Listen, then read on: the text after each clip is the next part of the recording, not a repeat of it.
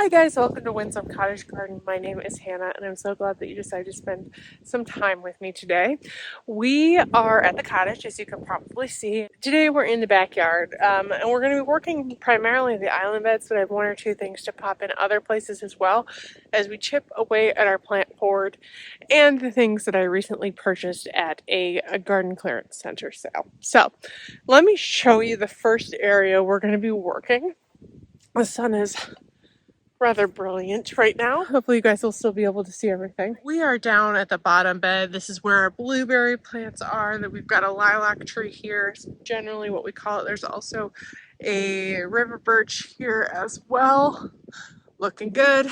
But today we're going to be kind of adding some things here. We've got some oat grass. There's actually 3 of them that we're going to kind of pop in this curb area.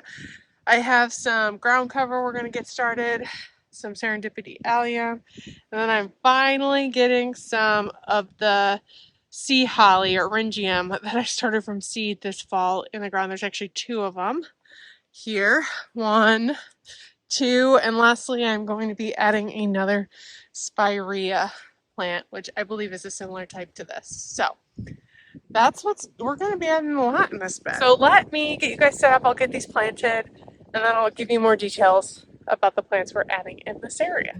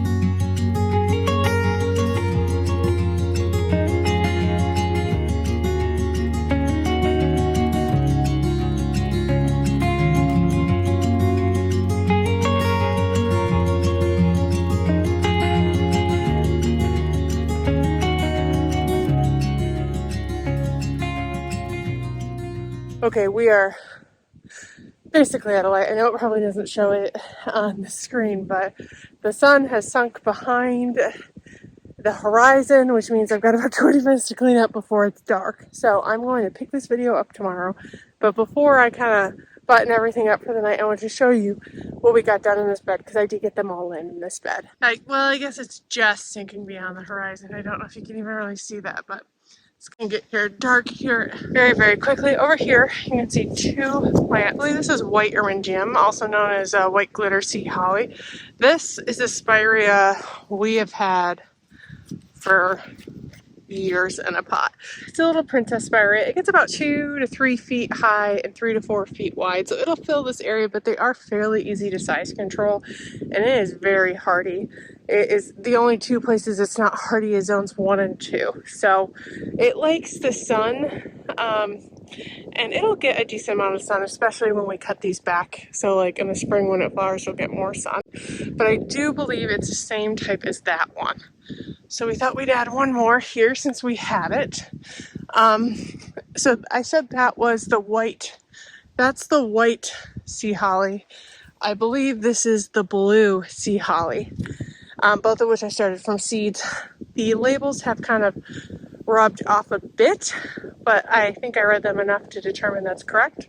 Next year we'll be able to see. I'm excited to get them in here. Then at the front of this bed, we added 3 allium on the point that I think is going to look so pretty from down there. These are all Serendipity allium by Proven Winners. They'll get about 15 to 20 inches tall and about 10 to 15 inches wide. So I think they'll form like a really pretty hedge right there, and that'll be a nice late winter interest, or I'm sorry, late summer interest in this area that we don't really have a lot of. And then actually as I walk around this way, you can see the 3 grasses we added. These, I don't know what variety they are, but they are an oat grass of some kind. You can see the really pretty seed heads they have.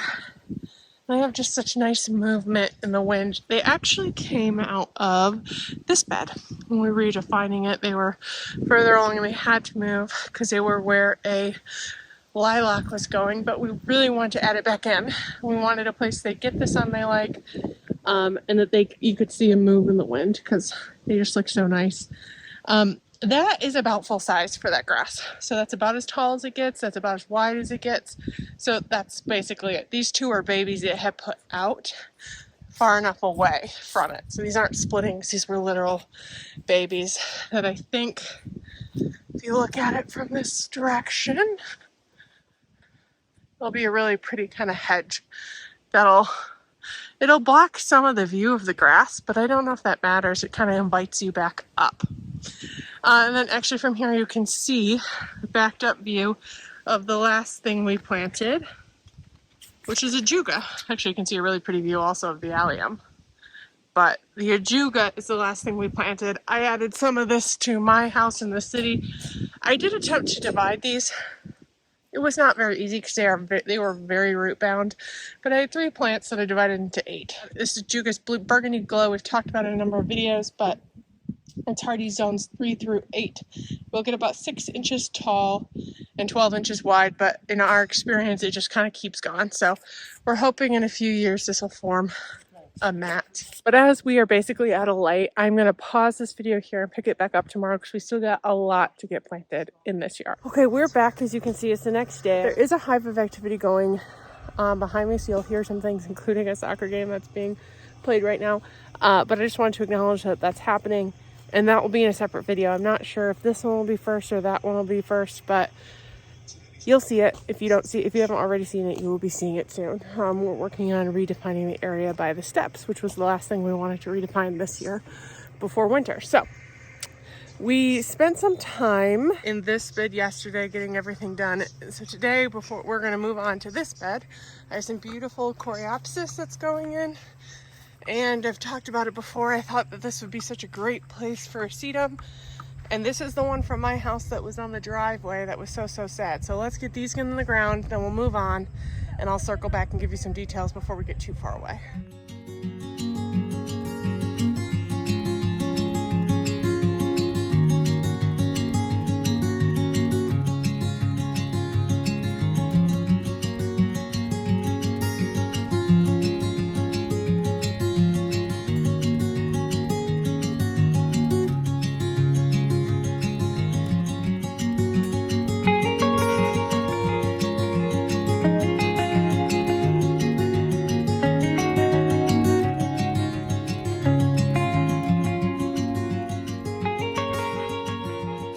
I was going to plant everything before coming kind of explaining things, but I did want to share a little bit more about something in this bed. So the area you just saw me clearing the mulch is the lilac bed that we redefined about a month and a half ago, and we cardboarded this. Normally I would want to leave the cardboard down for about a year before we plant, but I got these things in here. I'm going to plant them and we'll just kind of watch to see if weeds come up and pick them that way. But I did want to explain, if you do want to put things where you've cardboarded, what I typically do to get through the cardboard. So you can see this hole is just a lot of mulch. So I'm actually going to do it a little proud. But there is cardboard here and cardboard there. We're right in the middle of a piece. You can see that it's fairly damp. So here, all I'm going to need to do is really pull it back, and the rest will be able to go through with the auger. If it was less damp and less broken down, I would get a box cutter and do an X in it, fold it, then plant it. But this is going to be fine. So In an ideal world, you'd probably wait for at least 3 to 4 months. My house, the area that in a video earlier this month, we planted some hostas and some ground cover and hellebores along my path. That is a bed we actually had cardboarded earlier this year. Now, I didn't maintain weeding because where pieces of cardboard met some weeds that come through, so I had to weed it. But in general, it did a really good job of eradicating weeds. There, I waited 6 months and it was just really nice dirt that I was able to go directly into, and there the cardboard was completely gone. So that would be ideal, but that's not what we're working with right now. It's better for us to get these things in the ground than try to overwinter them. So I just thought I would share a little bit more about that thinking. Since I've broken in here, I do want to point out the sedum. Here she is. Now, I'm having a hard time recalling what color this is. It looks white to me, like a very, very light pale pink. I don't think we'll get a really clear color until next year, but even if it is a light pale pink, that would look really pretty here. This grass, we're probably going to be moving next spring. It's gotten a little bigger. We'll put it in a hedge in the front, so this is going to get a lot of sun and like it here. I did bring over the Biotone starter fertilizer, but you may have noticed I did not stick any in the hole because as I was planting it, I remembered that sedum don't like fertilizer or too much water, so that's why this is so floppy and sad. I was getting way too much water because there was like where the hose was, it dripped a lot, and it's why it's so floppy.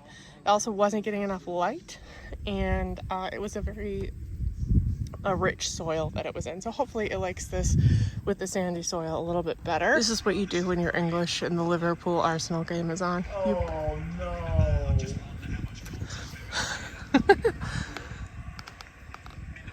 You bring. Are they reviewing it? Why is it not an overruling?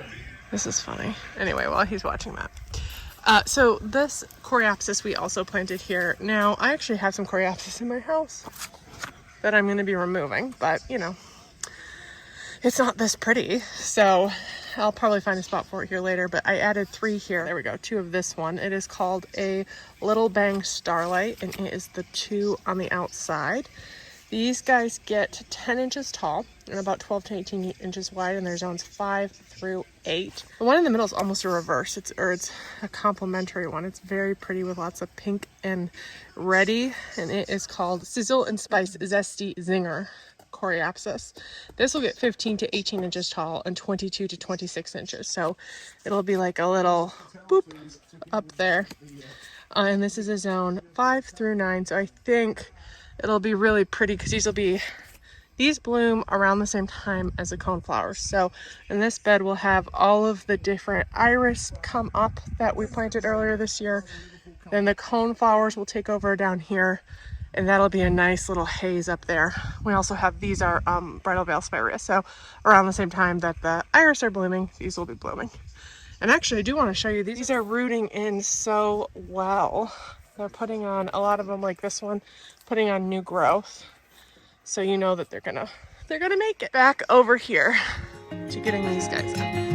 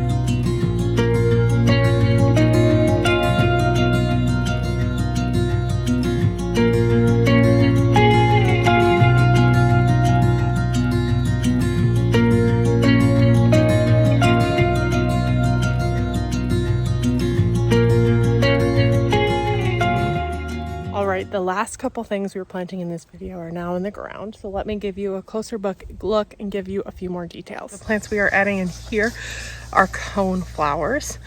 We love them. They're just a different variety than the purple traditional ones we have. And actually, I made a mistake. I thought I was buying 3 Lakota fire cone flowers, but when I got here and looked at it, I'd gotten a different type. So this one is Lakota, that one is Lakota. There are zones 4 through 8, and they will get about 16 inches tall and 18 inches wide. And the one in the middle is actually called a color-coded orangey awesome coneflower that is similar to the Lakota, but it'll stay more orangey than turning the various hues. It's a similar size too. It'll get about 18 to 22 inches tall and 16 to 20 inches wide, and it is also a zone 4 through 8. So bummer that I messed that up, but grand scheme of things, not too bad. So if this fills in over time, we would be pleased with it. This was actually very hard to dig. It was like not quite hard pan, but that one right there had intended to be further forward, but it was just not going. And then speaking of difficult, the hardest thing in today's project was actually getting these spirea out of their pots. They've been in their pots quite some time. I would estimate probably 4 to 6 years, if we are being honest. So they'd grown through them, and it took a lot of wrestling to get 2 of them out. And I didn't realize until I was looking at them very close. So we have 2 different types here, but I don't know if it matters all that much. The 2 right here are a little pink Japanese spirea, which we planted earlier, so stats were given then. This one right here, I found a really, really old tag, which this is a Shirobana spirea. It'll get 3 feet tall, 4 feet wide, and it is hardy zoned down to zone 5. I would actually argue it's probably hardier because it survived in its pot a number of winters here. So, and then we also added there another one I found a very old tag for when I was planting it, a Wine and Roses Weigelia. This is an oldie but goodie by proven winners. And it'll get 4 to 5 feet tall and wide, and it's got a purpley foliage and a light pink flower in the spring. And that last one is actually also zone 4 through 8. We've moved mountains when it comes to our plant hoard. Oh shoot, I just am seeing more that I meant to plant. Let's go plant them.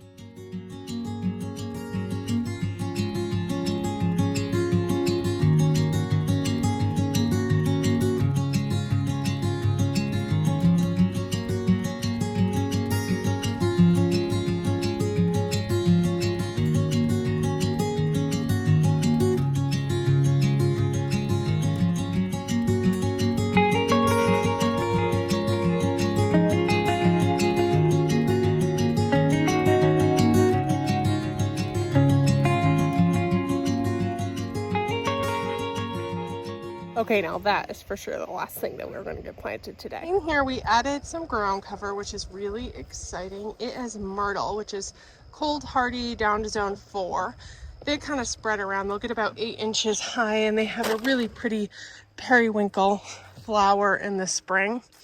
I can't remember if they're evergreen, but I think they might be. We'll find out. So they're kind of hard to see, but we sprinkled them throughout this area in the hopes that over time, because I'd love to actually, I put Astilbe there, which we'll talk about in a second. I'd love to dot a couple more Astilbes in and some Hakanakloa, like a hedge.